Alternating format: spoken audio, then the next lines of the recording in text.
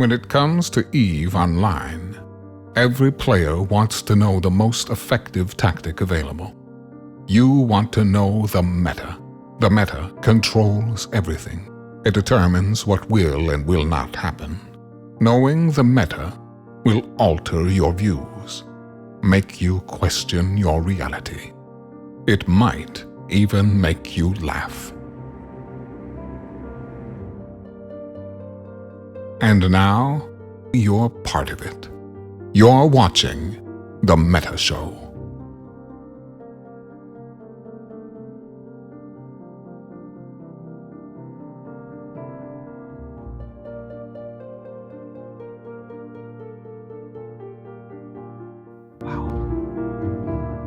Ladies and gentlemen, welcome to our pre-Vegas hangover edition of The Meta Show.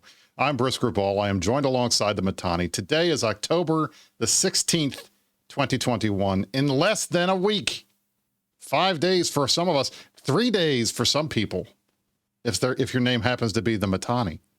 We will be meeting up, as always, in Las Vegas in October for E-Vegas. I am super excited about it, boss. Are you super excited about it? I am super excited about it as much as I can be through my very mild hangover.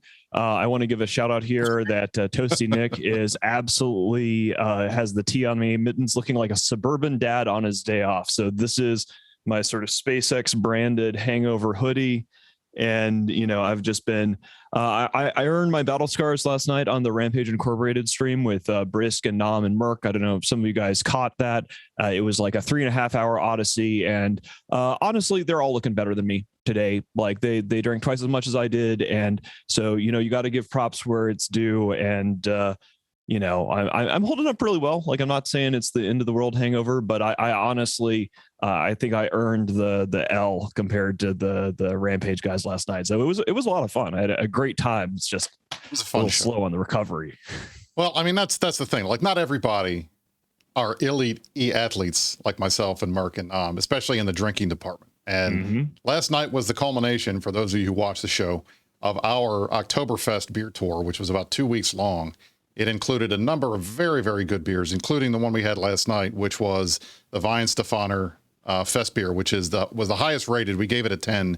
We'd never give 10s. There's only like 2 beers on the earth that have gotten 10s out of us.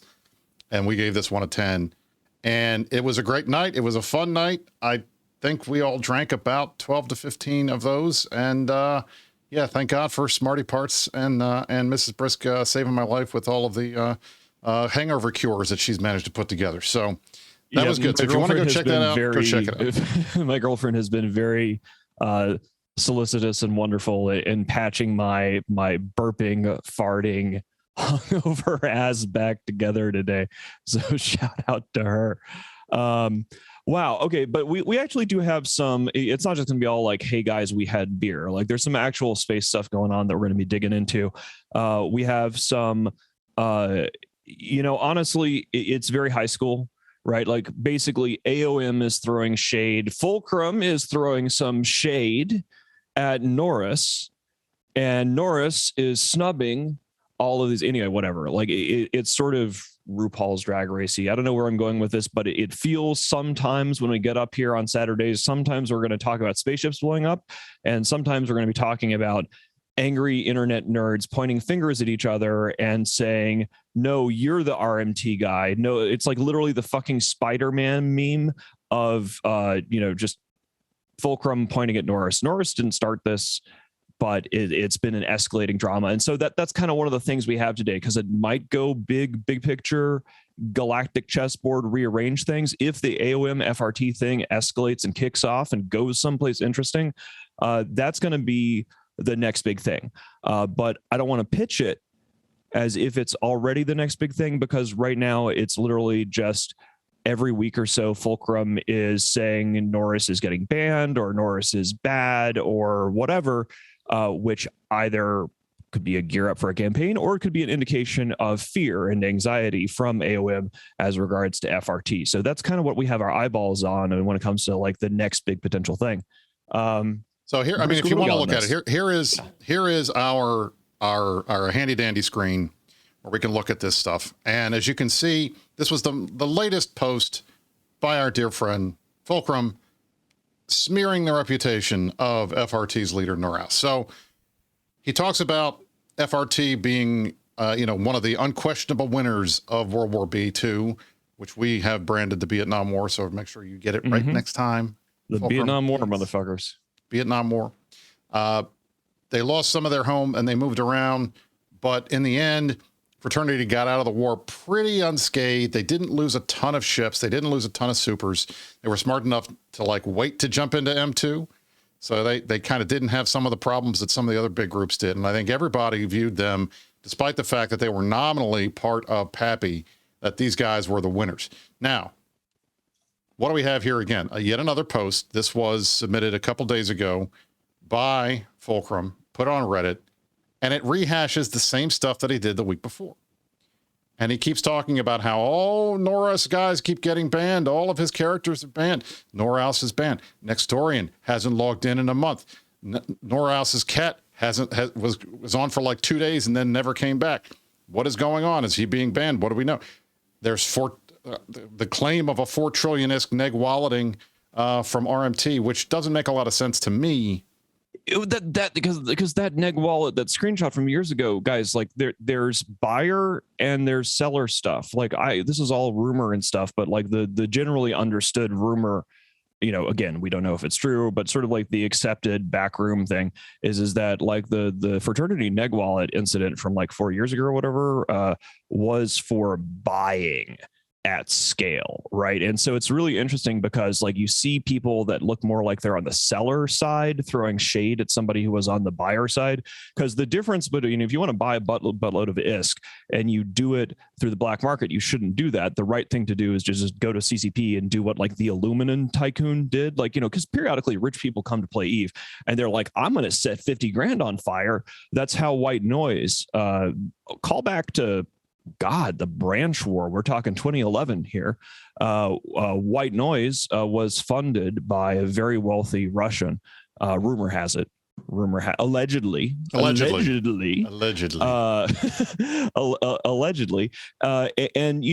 it ended up being legit because, if you just go to CCP with a bucket of money and say, I want to use your perfectly legal Plex buying system to spend money and get ISK in game, you can do that. And periodically, there are these big, they'll even give you deals too. Yeah, absolutely. Like, whales keep games alive. So it is what it is. And also one of the things we found from the White Noise incident is that as long as the source of ISK has something that can be attackable, like, we crushed White Noise when the time came. Like that was one of the first regions that I got to. One of my baby's first campaigns as a CEO back in way back when I first sat in the big chair. Unlike with the casino stuff where you can't attack it. So anyway, it's just sort of weird to me because it's like, Norris got banned for buying a bunch of ISK, allegedly. I don't know if that's true. And then it's just so strange to see the guys who are, I don't know. It's so fucking shady, right? Does anybody in this group have clean hands? Shady. But does anybody, do any of these guys have clean hands?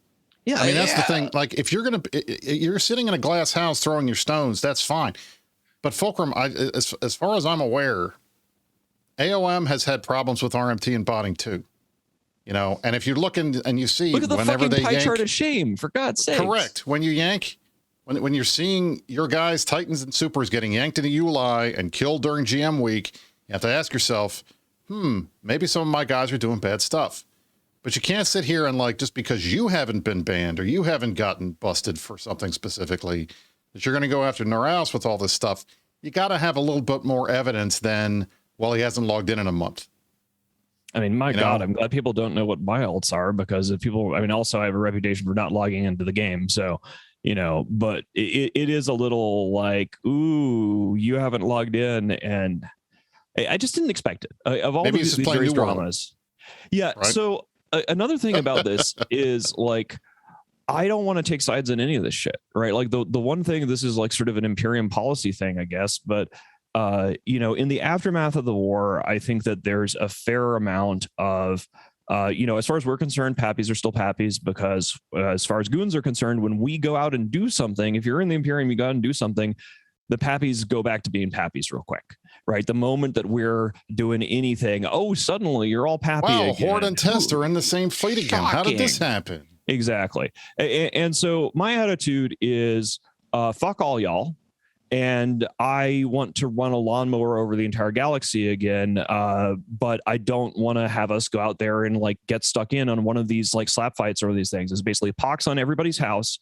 We're going to honorably third party everyone. You guys can start killing each other. We're not going to give you the excuse of picking one of these sides. And as a matter of policy, if the FRT AOM thing kicks off, we are not getting involved in that one way or another, right? Like that is a classic situation. You don't get between Russians fighting. You don't get in between this FRT AOM thing. And please stop trying collectively to get us to take one side or the other, right? It ain't happening. We're going to sit on our hands and watch everybody kill each other because, again, the moment we go out there and start doing things, y'all get all pappy.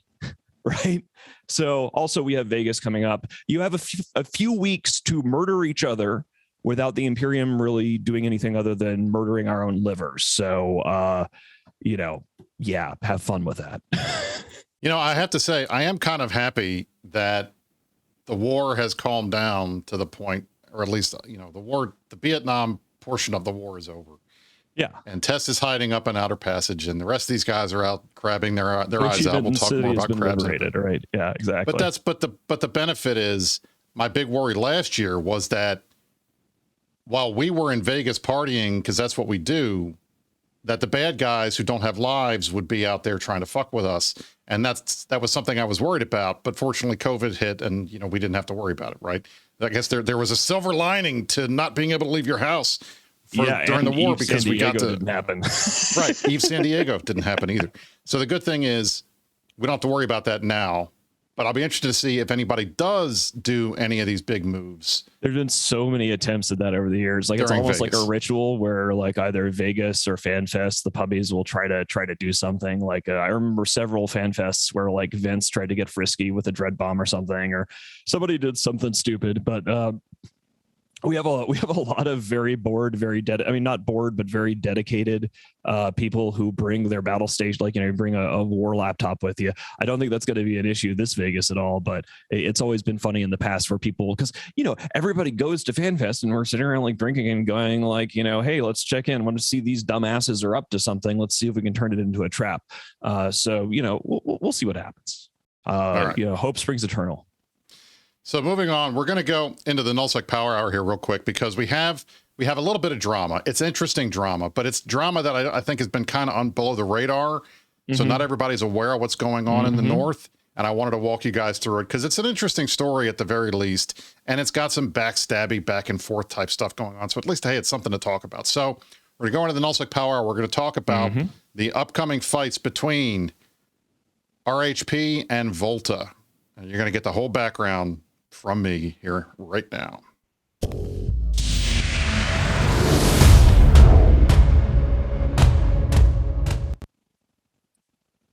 So, the North. Let's talk about the North.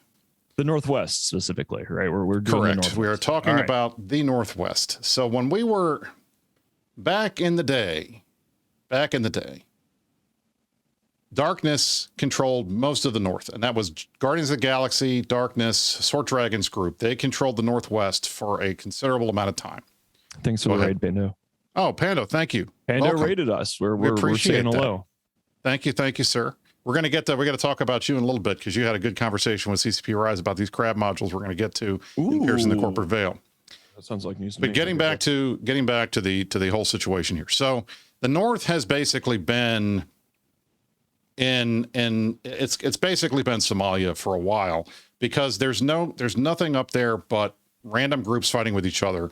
There's no real solid hegemon. There's no real solid who's in charge of everything. So let me run you through. I'm gonna go through, show you the SOV map, and talk a little bit about the groups that are up there, and then what's happening now with Federation of Respect, Honor, Passion Alliance, the German group versus Volta versus Banderlogs and Brave and all the other stuff that's going on up there right now that I think is causing some drama. So hip to our crazy little screen here. So here is this is basically the quick and dirty. Here's how the North looked in January of 2020. You can see Ranger Regiment up north, SIB squads. This is when in it pre-war. You have penis out. You've got, I always say penis out, even though it's penis out, but it's supposed to be penis. Penis out. You got pine cones up here. This is pre the destruction of the pine cones. So that always makes me laugh a little bit because the pine cones are still around.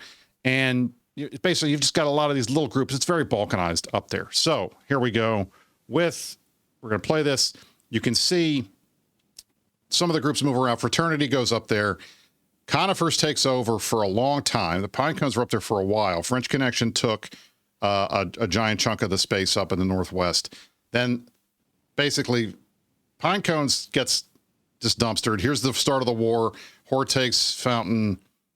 Pine cones stay where they are. There's no such thing as floodplains. There's no such thing as floodplains. Exactly. Gee, look at all the floodplains doing exactly what we said that they were going to do. So you see now you've got Sylvanas Super Mercenary up there. You've got We Form Volta. That red in the center of Sylvanas was the FRHPA guys. They ended up taking all the space from Sylvanas.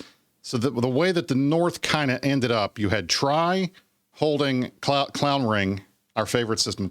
We don't call it Cloud Ring. It is Clown Ring. Triumvirate holding Clown Ring. You had Fed Up holding Summer Fountain for a while till the end of the war, and we came back. That's the end of that video. So you had FHRP up there. You had Volta up there. You had Banderlogs up there. You had Toilet Paper up there. You had a bunch of these little groups up there. And they formed a loose coalition called the Greater Trash Coalition, which I thought was very, very amusing. It's very cute. And they're all over the place up north. And here's the static map of that. Again, we can throw it back up if you guys want to look at that to give an idea what we're looking at here. Yeah, absolutely. So you've got Fraternity, RHP, Volta, Tri, a lot of these other groups, Bannerlogs, TP, and then the SSM guys that are in there. What happens?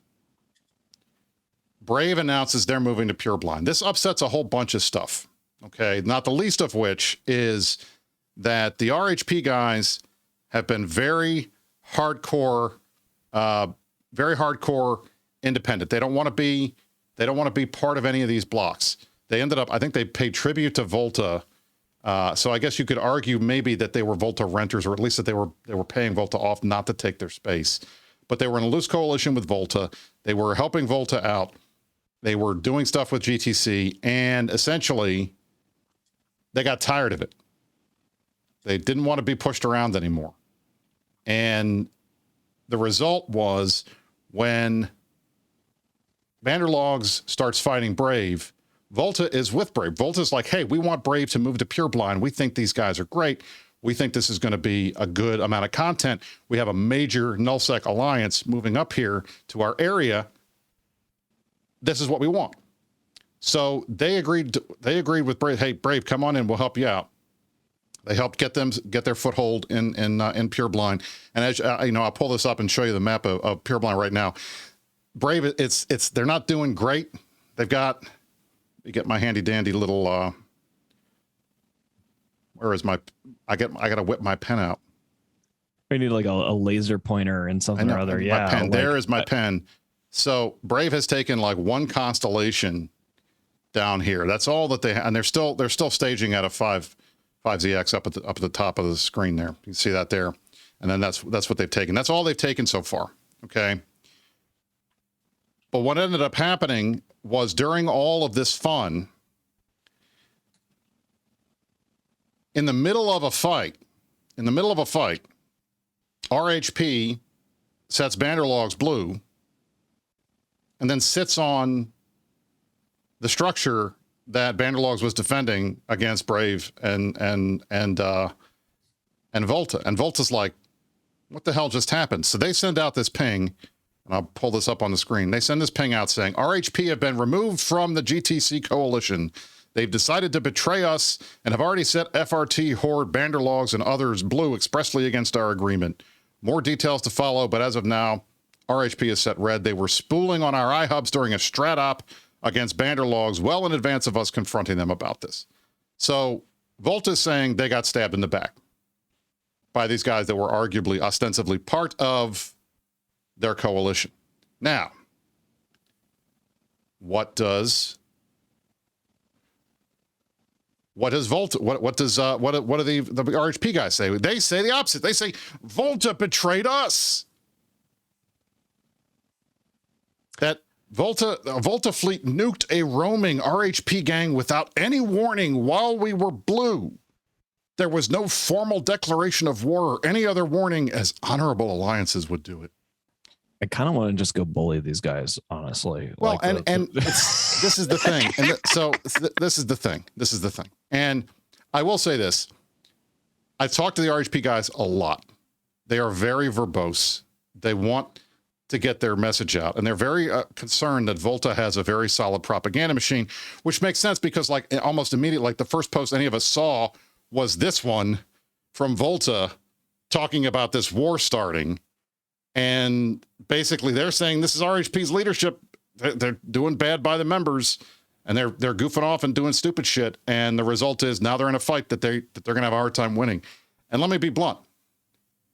The RHP guys, these are not PvP guys. These are a lot of industry guys. There are a lot of crabbers. They are a lot of folks that have had the benefit of living in relatively safe space next door to some of the big groups. And they've done I have to give them credit. They've done a pretty good job on the diplomacy side because again, if you look at the map, who's next door? Fraternity's next door. What is Fraternity like? Space to give out to renters.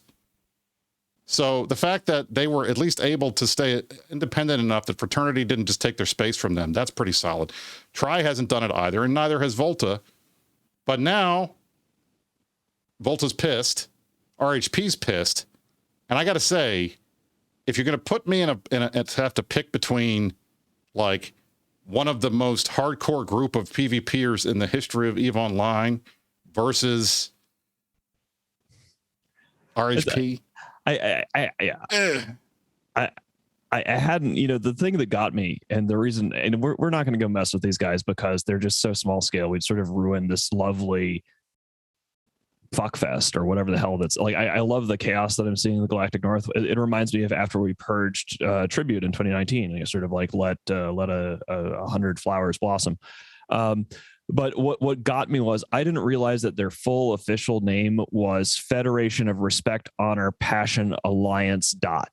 Right. And like the full sentence with the period on the end, it just really sent me. And so we're not going to go up there and mess with you guys, but my God, that's a name. It's definitely a mouthful. It's definitely a mouthful. Volta kind of rolls off the tongue. It's a full fucking sentence. FRHPA dot, not so much. So that's why we call them RHP. But in any event, it'll be interesting to see what happens. My understanding is Volta is ready to fight. RHP has been reaching out and trying to ask everybody that they possibly can to come help. They've asked Init, they've asked Fraternity, they've asked everybody to try to come help them because I think they recognize that Volta is going to be pretty tough. But I get the feeling, I just don't know how many folks are going to want to go up there. I just don't know how many folks are going to want to go into a fart joke. Like I'm looking at their abbreviations and I'm trying to make it into some sort of like a fart noise joke, but it's like I mean like frappa. It just seems like it should be like kind of I don't know. This is the quality of Space Emperor stuff you guys have got today.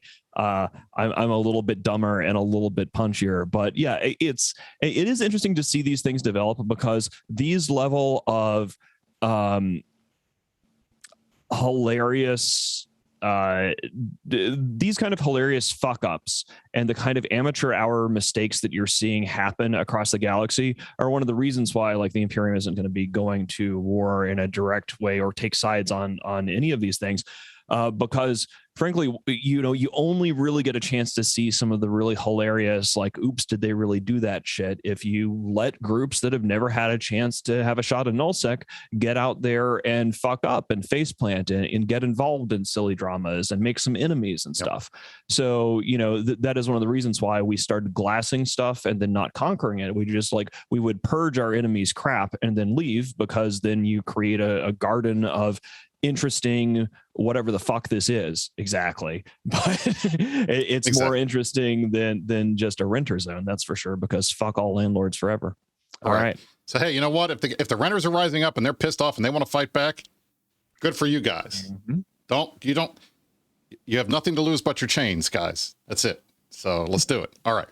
So we are done with the Nullsec Power Hour. Let's go on. We've got a bunch of random CCP related stuff. We have the new MER for September, which I don't think was earth shattering, but we can talk about it. We've also got the new crab modules. We have some more information about those coming out from Pando's show. CCP Rise joined Pando yesterday and talked about the new crab modules, which was very good. So that was very helpful to see CCP Rise out there talking about them. I think there is still concern about how these are going to work, how they're going to work in Nullsec in particular, how the energy game, how the interference aspect of it is going to play out. Because the one thing that they did talk about, and we can go into, and I'll show you guys in a second, is these are not going to be runnable by people 24 hours a day. You can't just run 1,000 of these in a row. You're going to be limited to the amount that you can run based on how much energy, how much interference there is in the system, and then how many times you've run them during the day. And the result is going to be that I think it's going to create a couple of things. I think first, there's going to be a real push in the beginning for people to want to do these, and then some other stuff. So let's get into that here. We're going to pierce the corporate veil. We're going to talk first about the crab modules, and we're going to go into the MER, and then we'll talk about whatever else comes up. So sounds good. Piercing the corporate veil.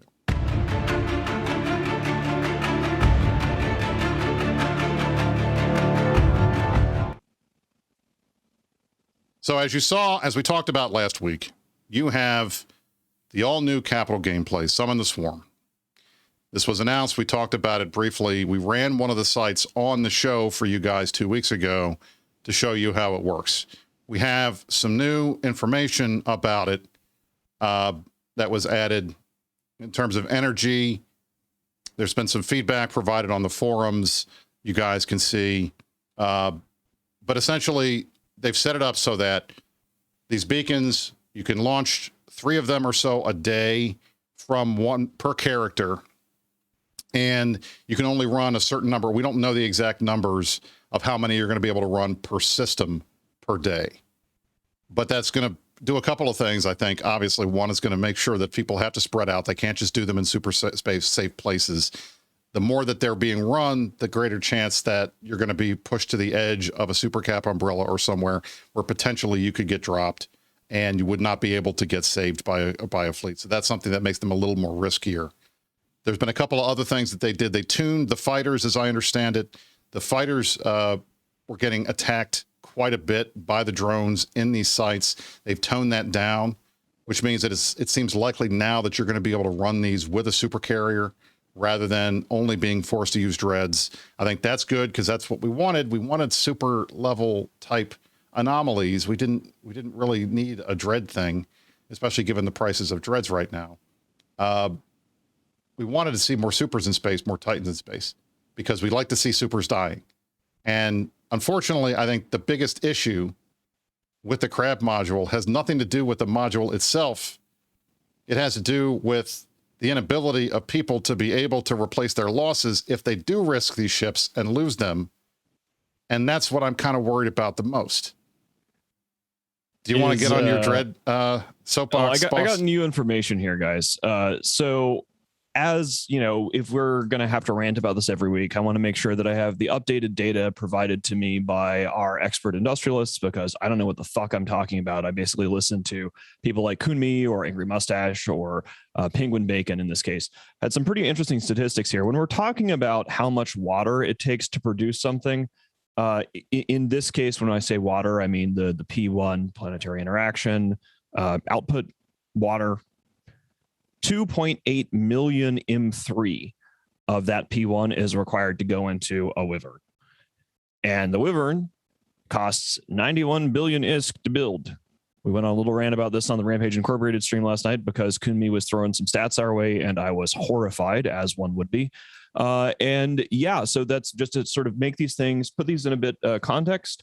I have an Eve Praisal link for you guys to argue over because I am not qualified to tell anybody anything about this, except that all of the people that know what the hell they're talking about are rightfully unhappy about. This is sort of infinity, don't we have on the screen there? We had like for a moment we were staring into a mirror, and now we're looking at Eve Praisal. So yeah, shit's fucked up.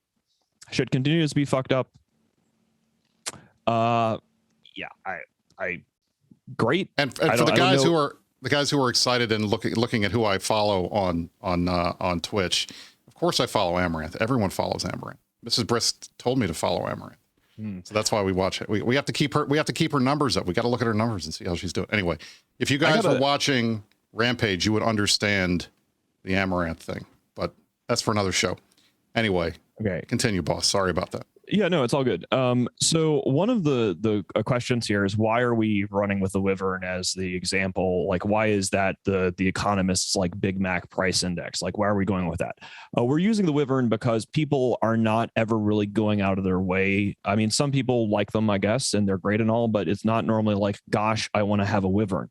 And something occurred to me last night before I had too many beers when I was on the Rampage Incorporated stream about some of the assumptions that CCP is making about scarcity. I think are fundamentally flawed because it seems to me, because it's ludicrous to have a 90 billion-isk Wyvern, because a Wyvern is just not that good. It's like paying, I don't know, $100,000 for a Ford Focus. Like it's great. It gets the job done, I guess. It is what it is. It's a Wyvern, but it ain't worth that. And, you know, people will periodically ask, to the point that it's become a meme, about building a Palatine Keepstar and stuff like that. And CCP has often justified things like this by saying, oh, well, people will want that because it's a big dick. You know, it's like it's a penis thing. Openly enough, back in the day, old CCP would say stuff like that. And it occurs to me that I think that it's like they want them to be Veblen goods, right? And if we can all Wikipedia this shit, a Veblen good is a good that the price of the good itself is the value. And in fact, the more expensive it is, the more valuable it is.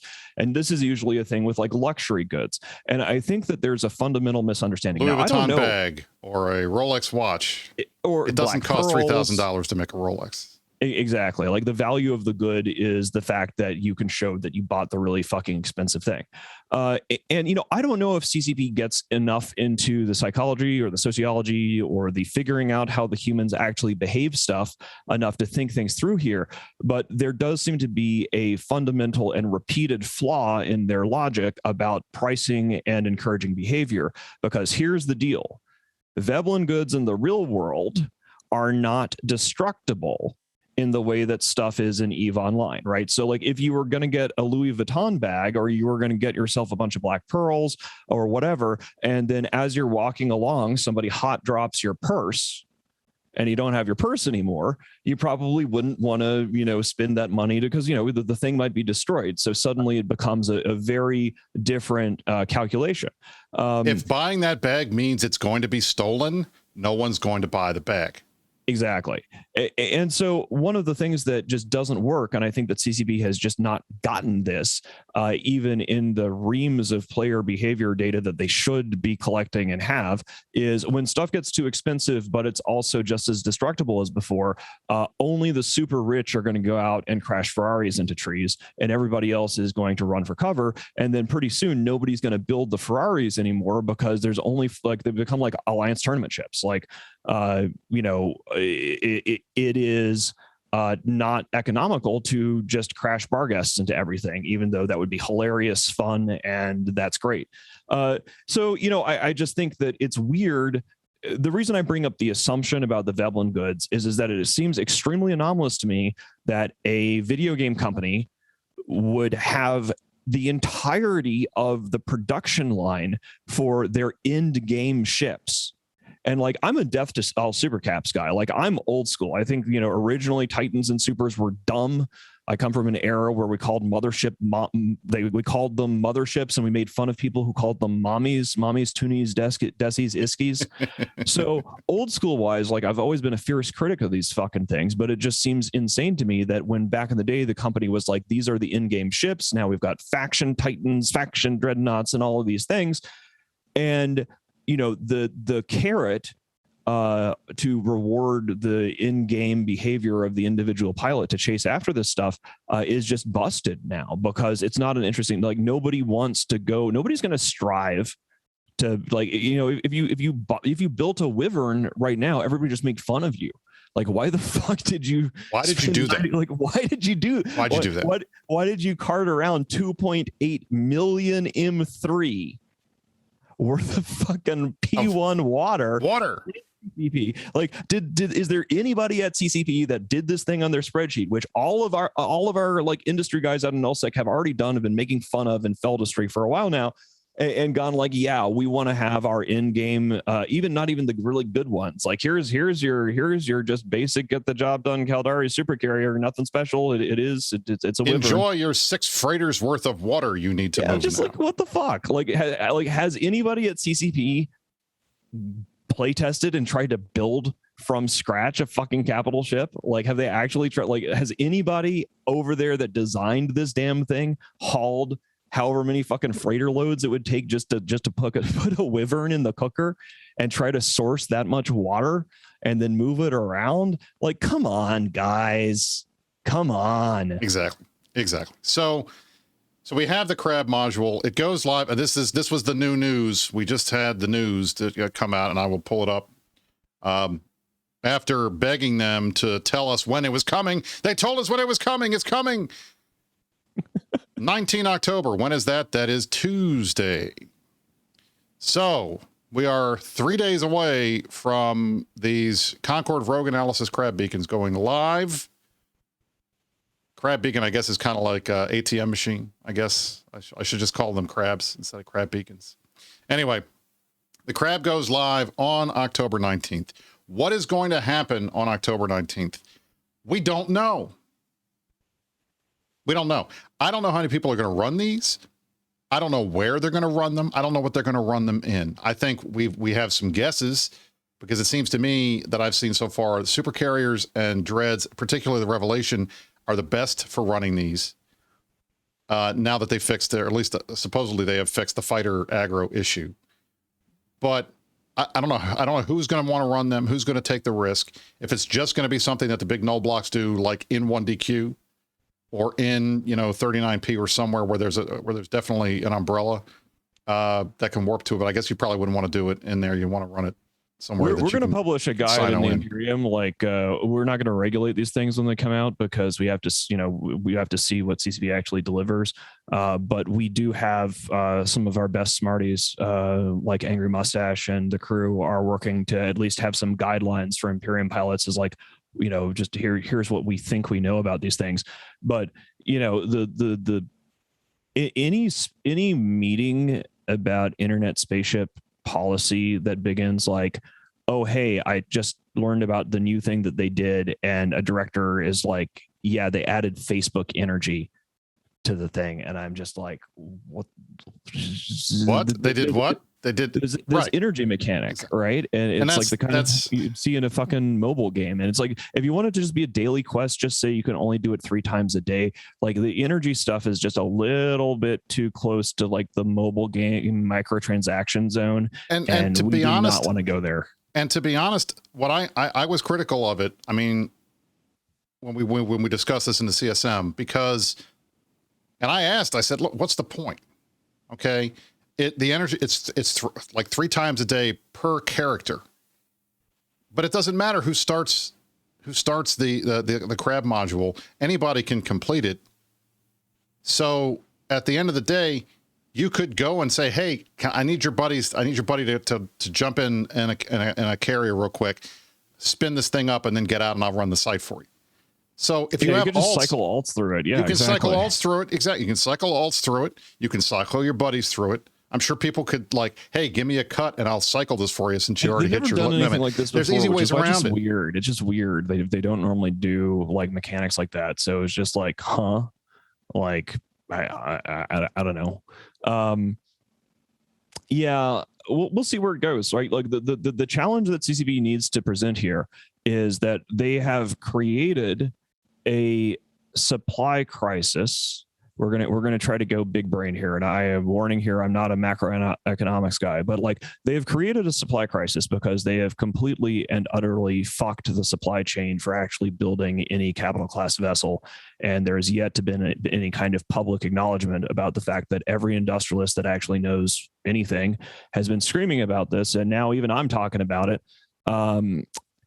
So the cap stuff is just fucked. And then they're trying to add demand into the equation. So they're trying to create demand for capital ships by incentivizing people to put them in space. But the issue was not demand side.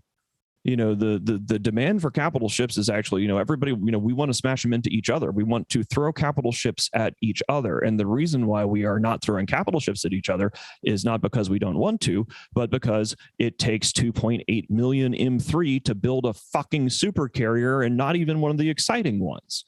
Right. And so it reminds me, and this is unfortunate that I'm now making this connection. Sorry, guys, I'm going into like big brain, you know, glasses mittens mode. He's shaking off the beer. Yeah. The beer fug is gone. Well, you know, if you match the patterns to what we were talking about earlier in the show about how AOM and FRT is a frequently misunderstood conflict because you need to understand like kind of like demand side and supply side, like the FRT stuff was on the buying issue, which is a completely different behavior than botting a whole bunch and selling. And oftentimes when people are sifting through these accusations, they don't match it. And so unfortunately, there is a pattern match when you think about the fucking CCP crab nonsense, when there is a openly acknowledged amongst the player base supply crisis, which was created by people who apparently did not playtest dragging 6 freighters worth of fucking water to build a goddamn wyvern. And they're trying to unfuck that by adding to demand. Nothing is like, you know, it doesn't matter how great the crab sites are if you still have to take 6 freighters of water to build a wyvern, right? It's just, I hope they work out well. It's just that none of this fucking matters until people can build capital ships in the game. And it just seems so insane to me that this has been busted for so long, and that there hasn't been a dev blog, there hasn't been acknowledgement, at least to my knowledge. And please correct me if I'm wrong. If CCB has gotten in front of this publicly in any way, anywhere, I will start singing their praises. Like, I don't want to just dunk on these guys, but it's stupid. It's stupid that it's been this bad for this long. And my understanding is that my understanding of it is that it's working as intended. This is what they wanted to see. Yeah, they well, I think that they should play test their goddamn game. And if you know, here's the thing: if you want to tell everybody that this is the way that it's working as intended, I want to watch you on a stream. I want to watch you on a stream drag 2.8 million M3s worth of water around and slam that shit where it needs to go. And I want you to smile and tell the camera that you enjoy this fucking gameplay in front of an entire audience of industrialists. And then we will believe you when you say that your industry system is working as intended. So why don't you work the industry system and we'll see if you enjoy what you intended. Idiots. It's just too long now. This is a core part of the end game of EVE Online. Crack a fucking psychology book. And that's the Learn thing. Anything about sociology. Just listen to what people like. This is just. It would be much easier. Insultingly bad macroeconomics. It's so bad that even I understand how it's bad. It should never get to this point because this is outside the Mittens Herfler of charisma zone, right? And I shouldn't be talking about freighters of water. The only reason that these guys are not seeing everybody picking their pitchforks up and give everyone a hard time is because there are so many of these ships in the game and everybody's husbanding them so that they don't lose anything, that nobody has had to have the pressure of trying to replace losses yet with stuff that they have to build. So they're not building anything, so we don't have to worry about it now. The minute we get into a war when there's a big super cap fleet loss, yeah, you're going to start hearing some screaming. And if these crab modules start working and you start seeing a ton of ships out there and people start getting dropped, or the rats kill you, or I mean, because it happens, you get disconnected, or you're not paying attention, or your wife comes in to shoot you with a Nerf gun. You never know.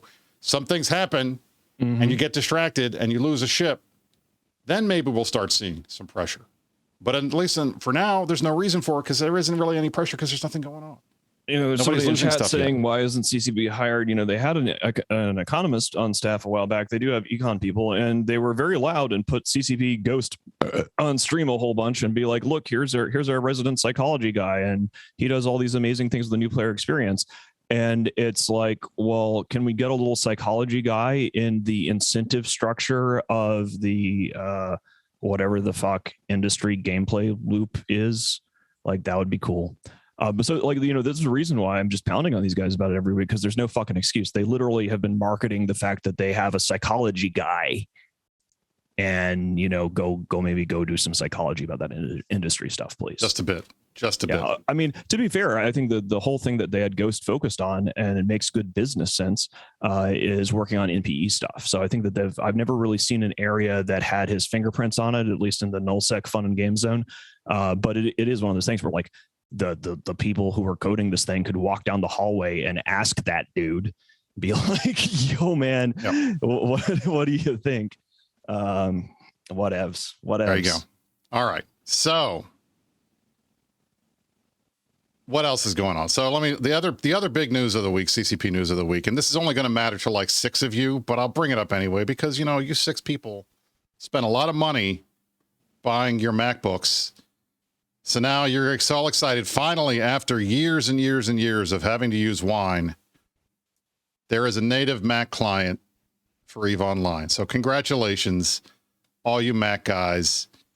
It's apparently really good. Like Tuzzy was saying that he like runs super fast and is like a legit like Mac client, which is great because it means that my travel battle station is going to work a lot better.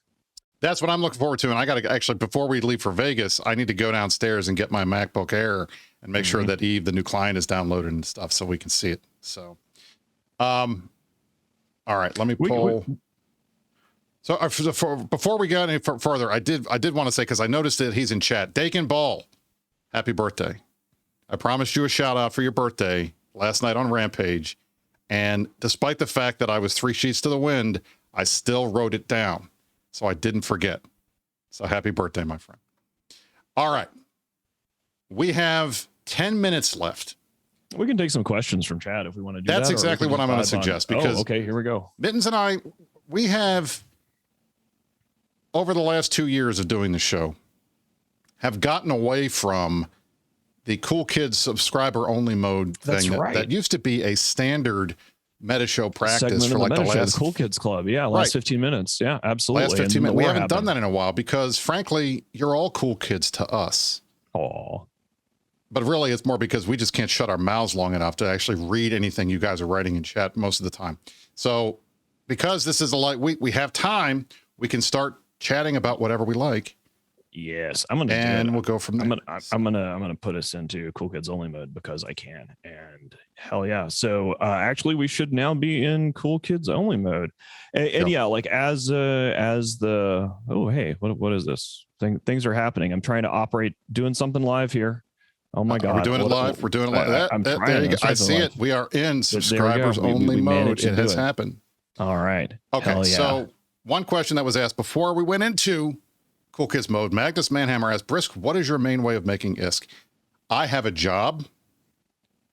So when I need ISK and I'm running low, I buy Plex and then I sell it.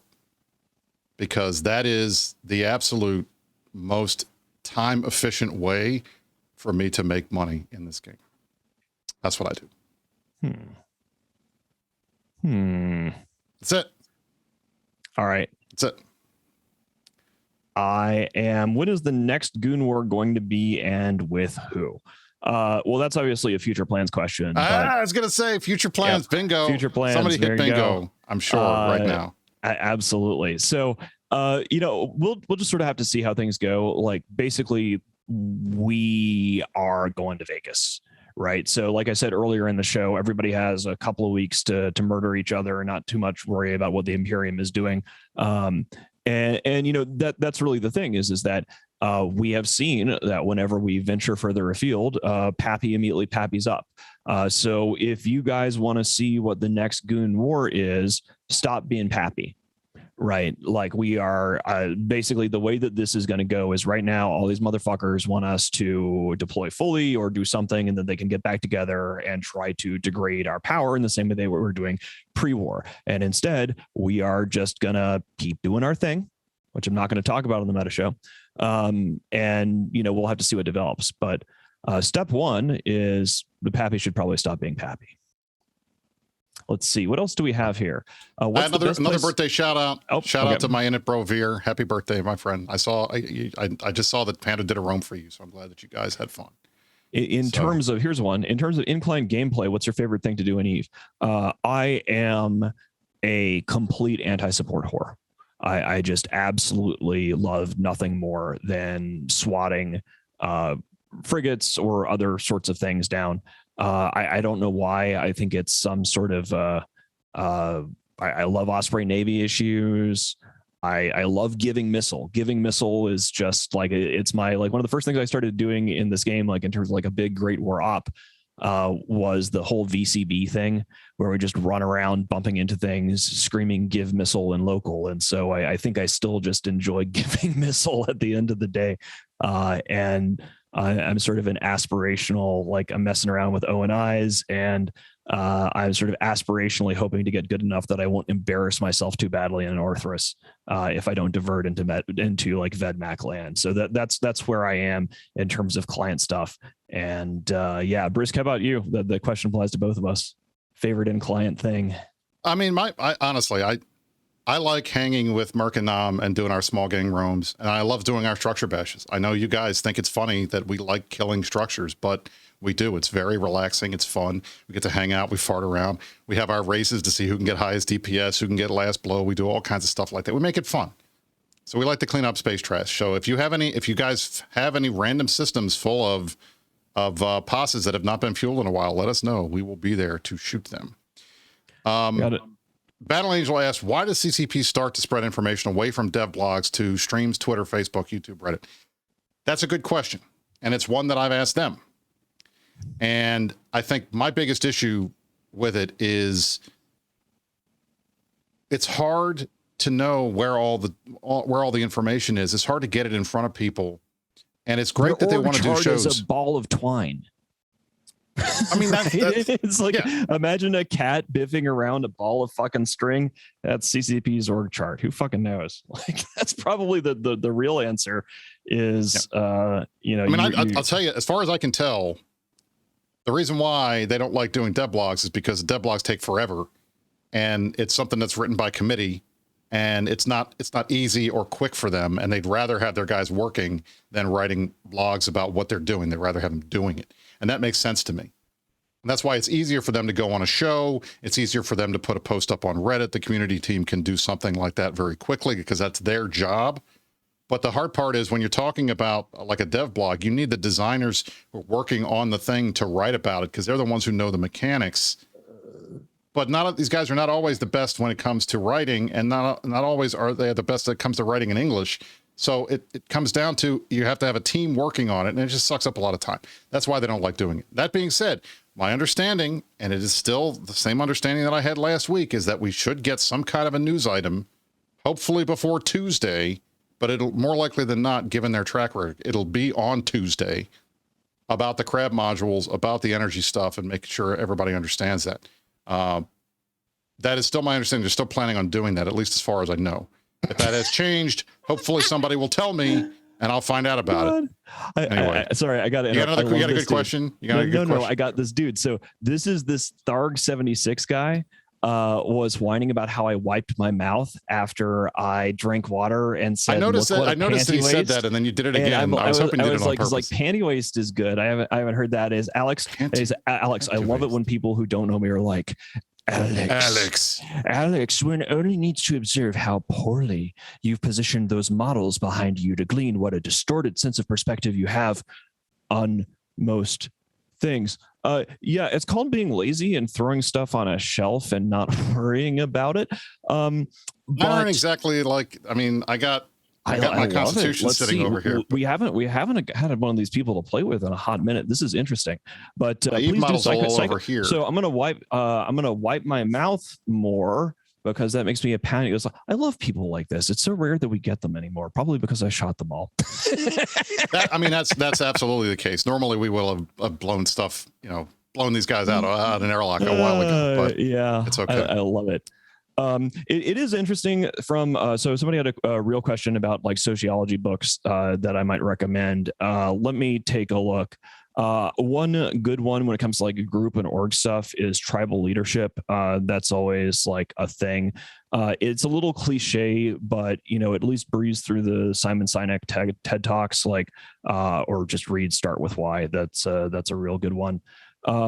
Let's see what else we got here. I have just a bunch of shit, but what's the one that you told me to read in Vegas 2 years ago that I did?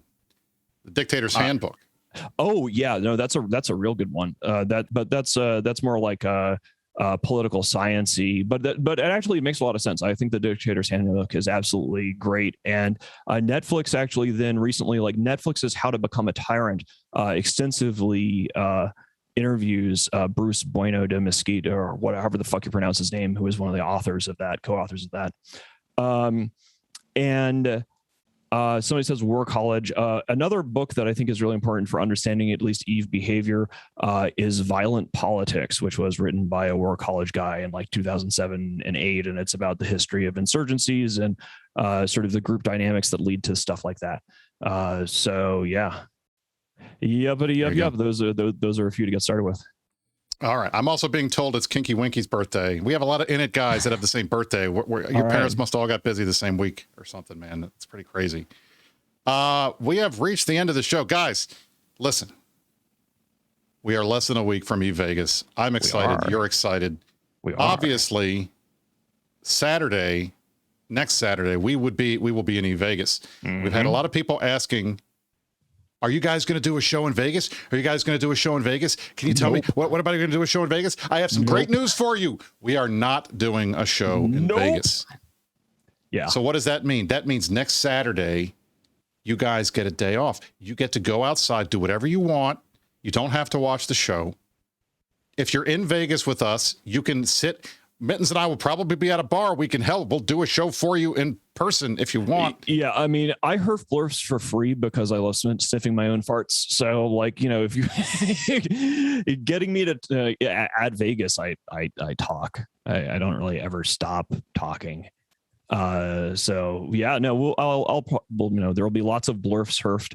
It's going to be really nice because it's going to be the first time we've ever first time we've had a chance to get a large group of people together after the war, and also just missing Vegas. And it's going to be a completely different experience because we're going to be ground zeros on Fremont Street. And I think that is just going to be a really interesting dynamic compared to previous Vegases. And I'm excited for it because there's a lot of cool stuff that's actually off the beaten path on Fremont Street because they design it that way because people off the street might ruin everything. But there's a lot of hidden nifty stuff back there. And we're going to get a chance to dig deep and wallow in decadence and gluttony.